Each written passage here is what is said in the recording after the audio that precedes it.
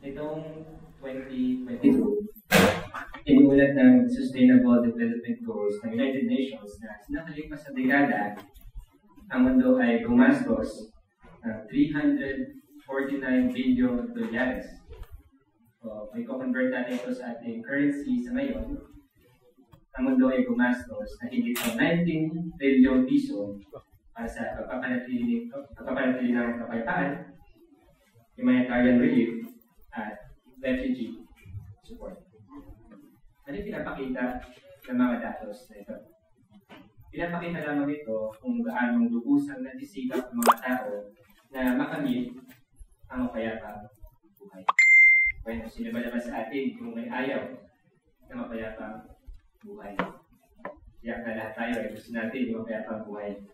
Pero sa halip na maging maligaya, tila parami ng parami yung mga taong naghihirap, natatakot, at wala katiwasayan. Tungkol po sa bagay na yan, ito po yung binabanggit ni Hope sa Hope 14.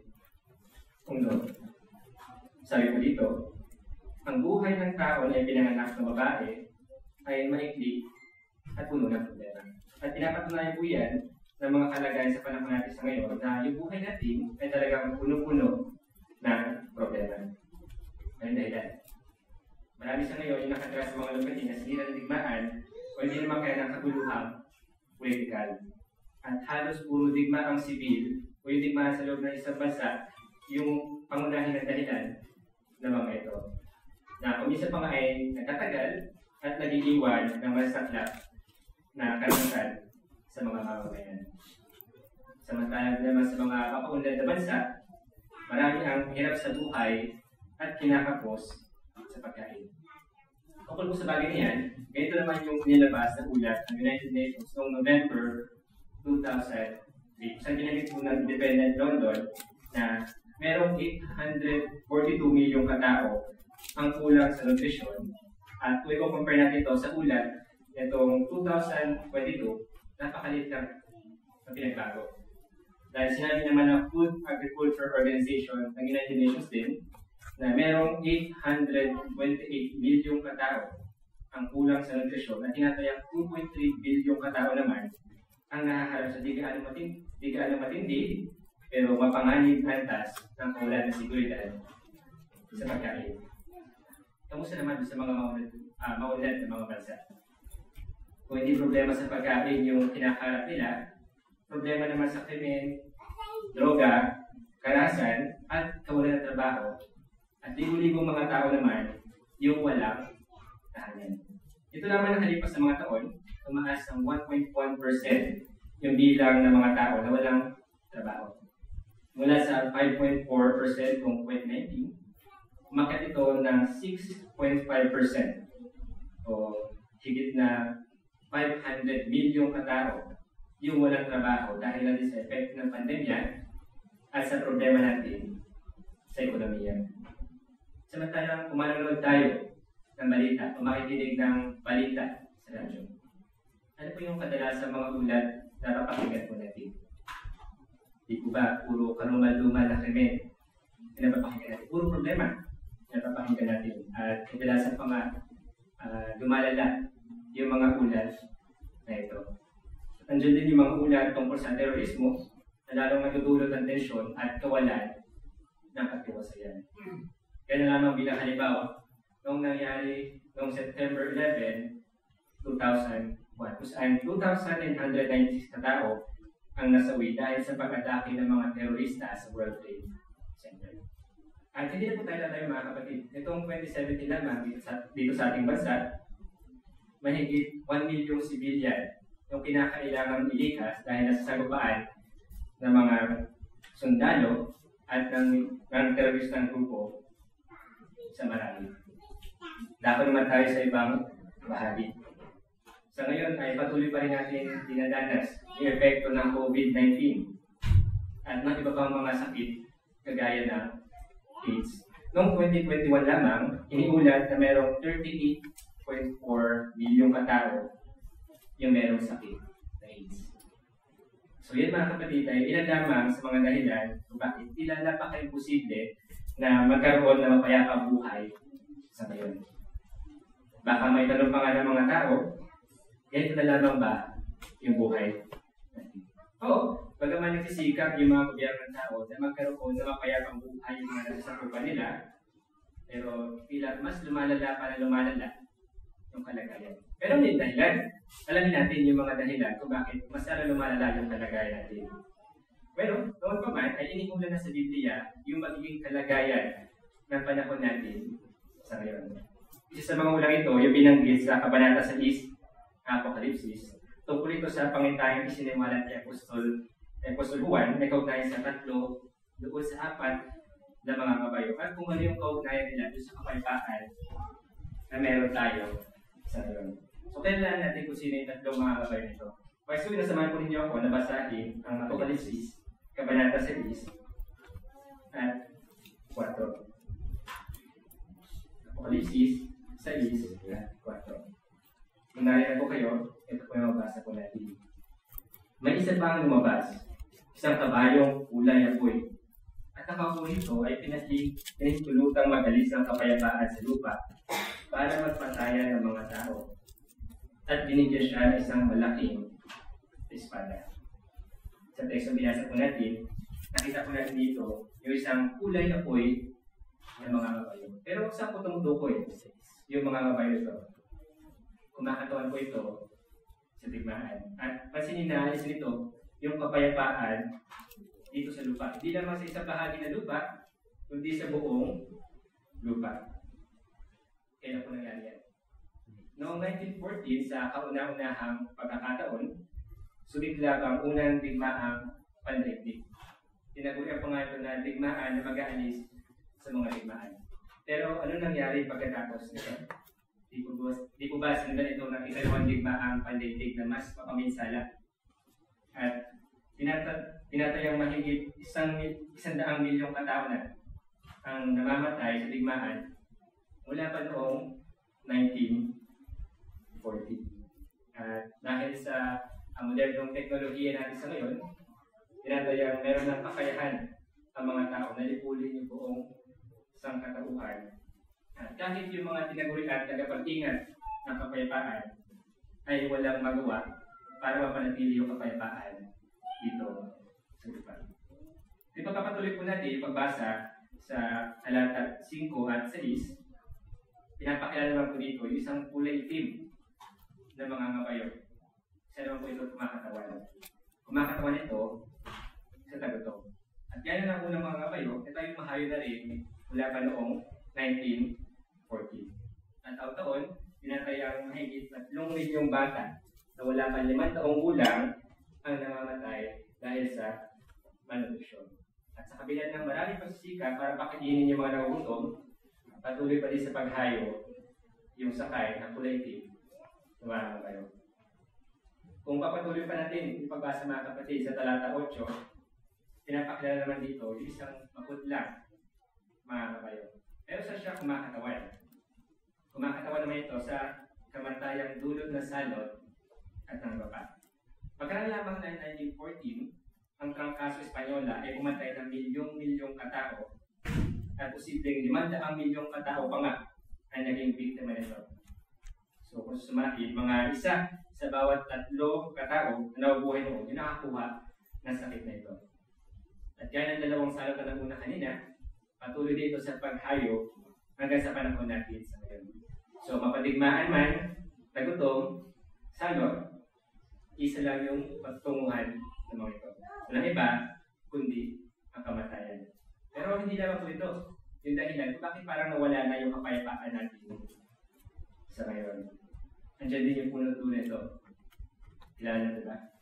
Walang iba, kundi si Satanas at ang kanyang mga demonyo.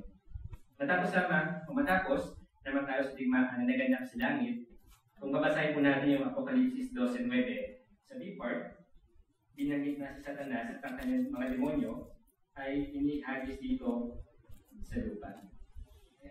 So sa talata 12, binanggit naman kung ay nag-reaction si Satanas dahil alam niya na konti na lamang yung panahon sumero siya. Nagalit siya dahil konti na lang yung panahon natitira sa kanya. Mas lalong dumarami yung problema natin dito dahil sa kanyang influensya na rin kasama dito yung mga pamamahala ng mga gobyerno dito sa lupa na influensyahan sa Satanas at ng kanyang mga demonyo. Dahilan kung bakit parang nawala na yung kapayapaan at katiwasayan dito. So para sa karagdagang impormasyon po mga kapatid, sa mga naimbitahan po namin, tungkol dito sa mga mabayo, tinalakay po natin sa apat na mga mabayo at sa kahalagahan ng 1914. Parin po tayo lumapit sa mga kapatid namin sa Kasini Jehovah para tulungan po tayo mas lalong maintindihan yung mga bagay na ito. Oo, bagaman inihula sa Biblia na sa mga huling bahagi ng araw ay mas lalaki ang halagayan natin, pero meron pa din tayong pag-asa mga kapatid. Posible pa rin tayo magkaroon ng mapayapang buhay at maging maligaya. Pero paano naging posible yung bagay na yun? Basahin po natin yung unang Korinto 14:33. Unang Korinto 14:33. Sabi po dito, dahil ang Diyos ay Diyos ng kapayapaan at hindi ng kaguluhan, gaya ng sa lahat ng kongregasyon ng mga patay. Oo, naging posible ito dahil ang Diyos na sinasamba natin, wala iba, kundi si Jehovah na Diyos ng kapayapaan. At bilang kanyang bayan, makakaasa tayo na tinatanggap na natin sa ngayon yung pagpapalang kapayapaan mula sa ating Ama bilang kanyang bayan. Pero ano yung mga halimbawa na nagpapakita na ganito na nga yung tinatamasa natin sa ngayon? Gawin natin halimbawa yung nangyari noong 1991 matapos magkabahabahagi yung Yugoslavia sa iba't ibang republika. Bilang epekto, nagkaroon ng etniko at politikal na kaguluhan kasama din yung agawan ng teritoryo ng mga bansa bumubuo dito. Pero paano napanatili ng mga lingkod ng Diyos na Jehovah yung kapayapaan? Noong taong nito, 1991, isang international na pulutong ng halos 15,000 ang nagtipon sa Zagreb, Croatia na kumuha naman ng pansin ng mga otoridad. Sinabi ng isang nakasaksi sa napakahalagang pangyayari ito na magandang ipakita sa media kung ano ang nangyayari sa stadium na ito. Dito mismo kung saan natin makikita ang Serbiano, Croat, Sloveniano, Montenegrin, at iba pa na mapayapang nauupo magkakatabi. At 2 taon lamang pagkatapos ng napalagang convention ito, ginanap naman sa Kiev na kabisera ng Ukraine na isang mas malaking international na convention na may temang ang banal na pagtuturo kung saan yung pinakamataas na bilang na dumalo ay nasa 65,000. Tandaan po natin na yung mga kapatid na nakibahagi sa convention ito ay nagmula doon sa mga bansa may pagkakabahabahagi. Pero ganito yung iniulat na isang dyaryo noong panahon yun. Sabi dito, ang mga saksi ni Jehovah ay nagkakaisa hindi lamang dahil sa bughaw ng mga badge na nakasulat na banal na pagturo, kundi sa pamamagitan ng tunay na pananampalataya. So, kumusta naman tayo ngayon mga kapatid? Well, nakaraang mga buwan lamang noong Mayo, sa kauna-unahang pagkakataon ay itinawas natin pagkatapos ng mga lockdown dahil sa COVID, yung ating regional convention. Hanggang sa ngayon, ay dinadaos pa rin yung mga regional convention na ito. At mga ilang buwan lamang ay pagdadaos naman natin yung ating circuit assembly. Pero ngayon napansin po natin mga kapatid, tuwing dinadaos yung mga convention na yun. May napapansin po ba tayo yung mga pulis sa paligid po natin para ingatan yung kapayapaan? Tiyak na wala tayo nakita ng mga pulis sa pagkakataon yun. Ang baka sariwa pa sa inyo mga kapatid, yung International Convention na ginanap dito sa ating bansa noong 2019. Kung saan yung pinakamataas na bilang dumalo ay nasa 26,245. At doon sa bilang na yun ay mayroong 5,377 na mga delegado na nagmula pa sa 19 ng mga bansa. Pero baka masabi natin, doon sa lugar na yun, brother, mayroong mga pulis. Paano po yun? Ito yung sinabi ng isang district director ng Southern Police District sa police. Sabi niya, nakapila na maayos ang mga delegado habang pumapasok sa venue. Kapag ganitong kaorganisado ang mga tao, hindi na kami kailangan dito. So kahit na ganun karami yung tao sa lugar na yun, parang wala rin nagagawa yung mga pulis dahil napapanatili ng mga lingkod sa Jehovah yung kapayapaan. At ano yung epekto nito para sa mga interesado o sa mga nakakita sa atin? Bueno, meron itong positibong resulta para sa kanila. Dahil taon-taon, libo-libong mga tao na may bigay sa kapayapaan yung napapakilos at natututo kung paano mamuhay na mapayapa at maligaya sa magulo daigdig. Pero baka sa mga ayat mga kapatid na hindi instant yung kapayapaan tinatamasa natin sa ngayon. Na tayo yung nag-aaral ng Biblia, dumadala tayo sa mga pagpupulong, ay agad na natin katamasahin yung kapayapaan ito. Pero pa rin tayo kinakailangan gawin. Ano yun? Ano yung mga kailangan na kinakailangan natin gawin para magkaroon tayo ng mapayapang buhay sa ngayon. Para sa mga bisita namin at mga interesado, sa ngayon ay meron lang nakabukas na pagkakataon para matamasa ang kapayapaan. Una, kinakailangan natin kumuha ng kaalaman tungkol sa Diyos na Jehovah sa pamamagitan ng kanyang salita. Kaya na binabanggit ni Juan, o kaya binabanggit sa Juan 17:3. At para magawa yan, hindi sapat na basta na natin, o basta na naman naniniwala na mayroong Diyos, o may alam tayo ibang bagay tungkol sa Kanya. Kinakailangan na alam din natin yung kanyang pag-iisip, yung kanyang katangian, pati na yung kanyang pamantayan.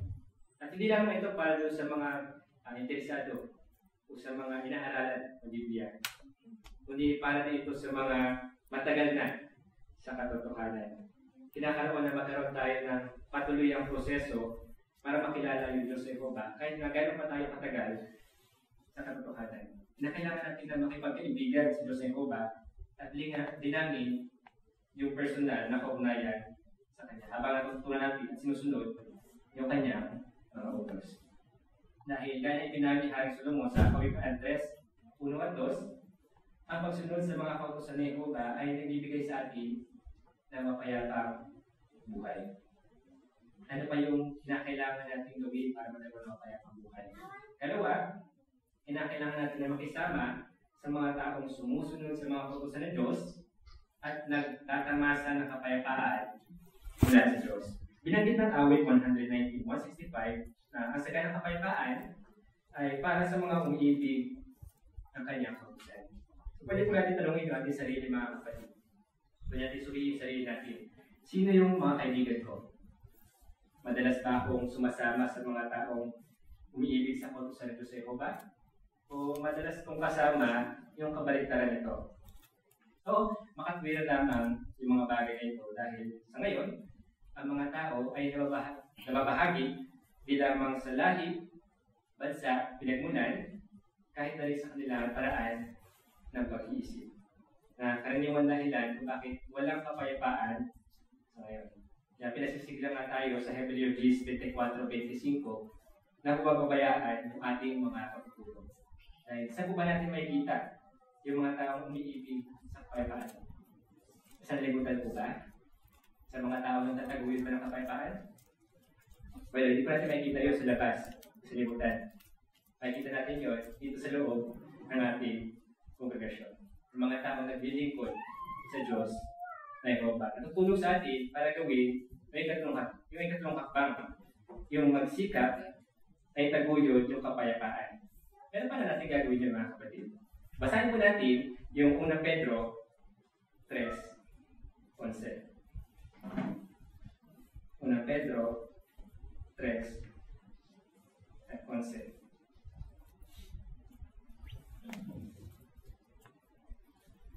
Dahil na po kayo, ganyan po yung binabanggit sa teksto. Sabi po dito, talikuran niya ang masama at gawin ang mabuti. Hanapin niya ang kapayapaan at itaguyod iyon.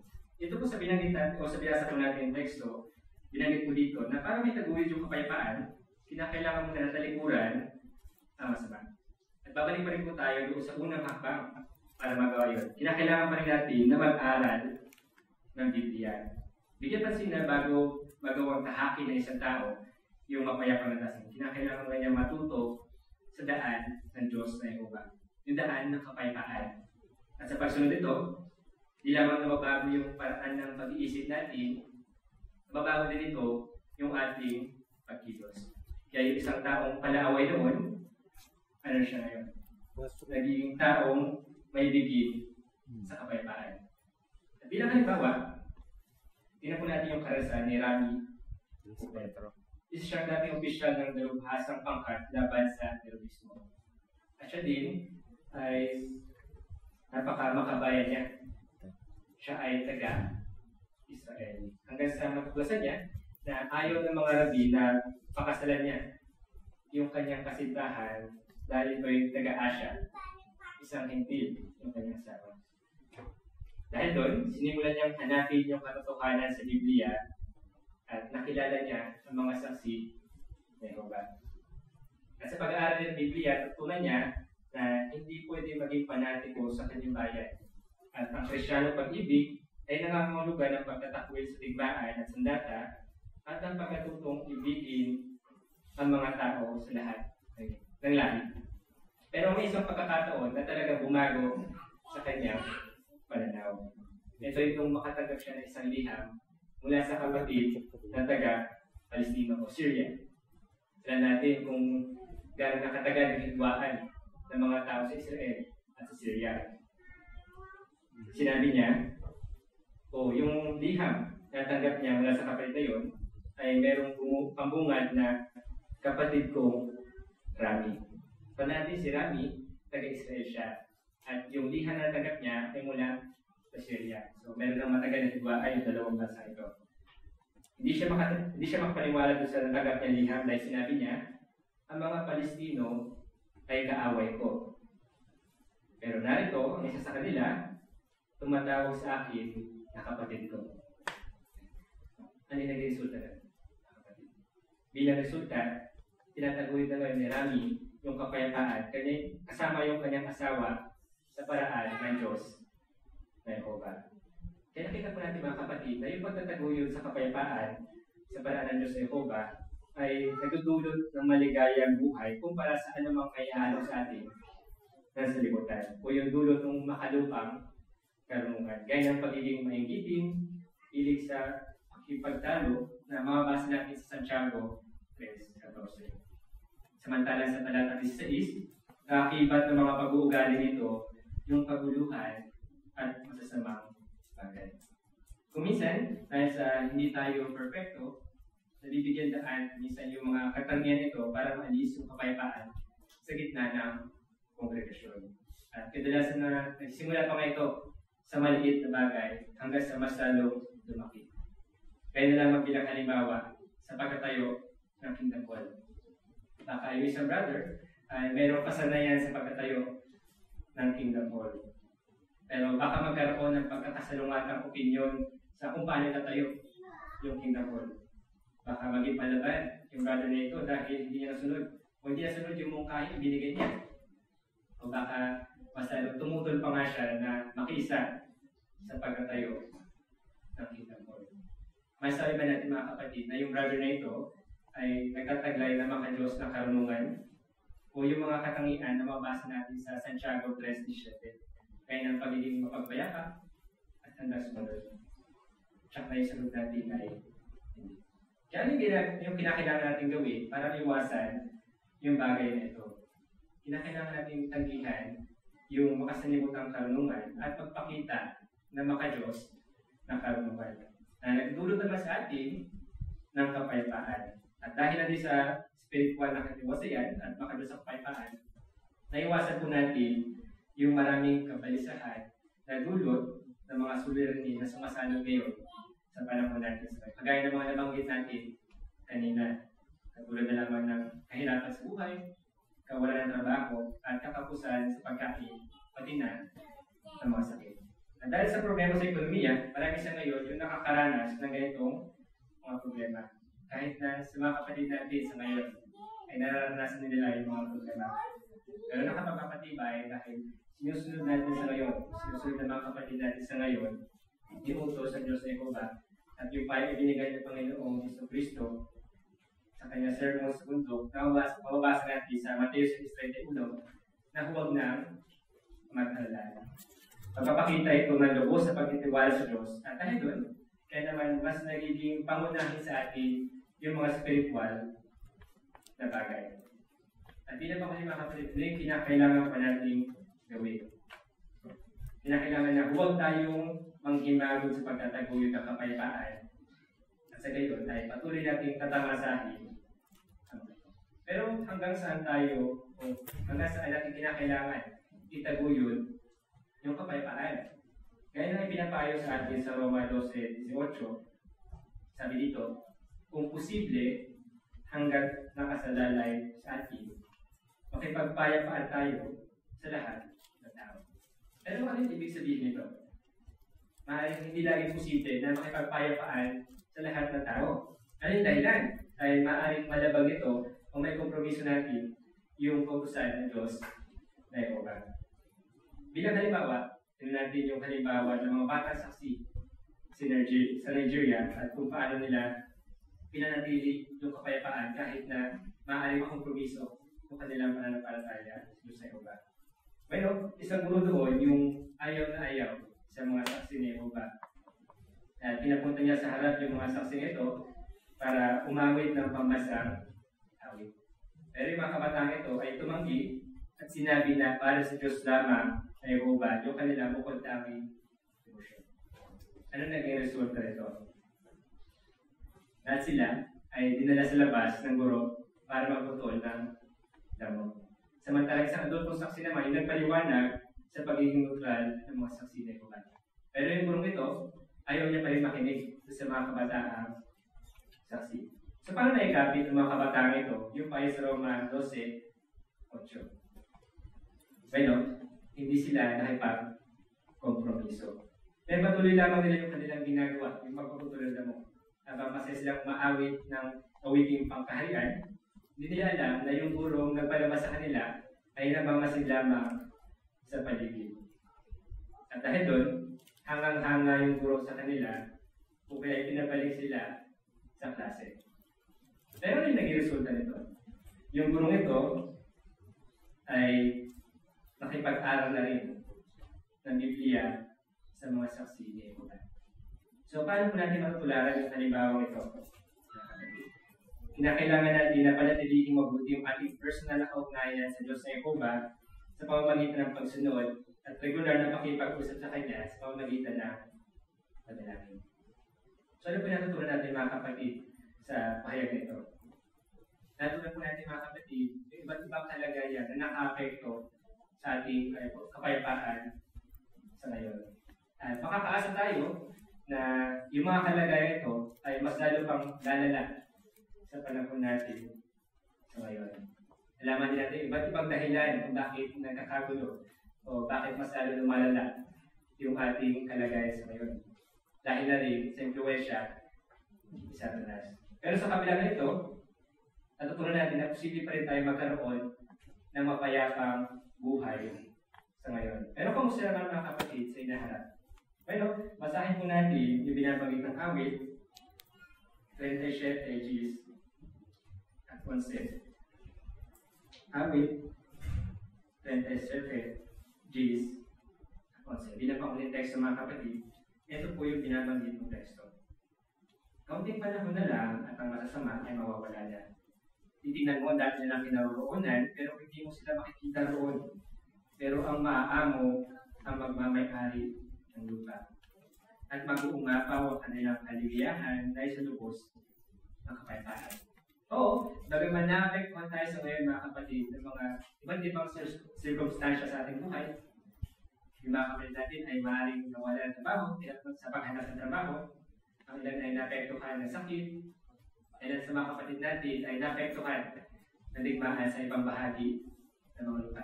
Pero natutunan po natin sa pahayag na ito na lahat tayo ay posibleng magkaroon pa rin ng masayang buhay sa ngayon. At para tamasahin natin yung mapayapang buhay sa hinaharap, kinakailangan natin ipatuloy na sumunod sa daan ng kapayapaan ng Diyos na Jehovah. At kung patuloy natin gagawin yun, sa kabila na may hirap na kalagayan natin, tinitiyak sa atin ng Diyos na Jehovah, natanggapin tayo na mapayapang buhay hindi lamang sa ngayon, kundi sa malapit na hinaharap.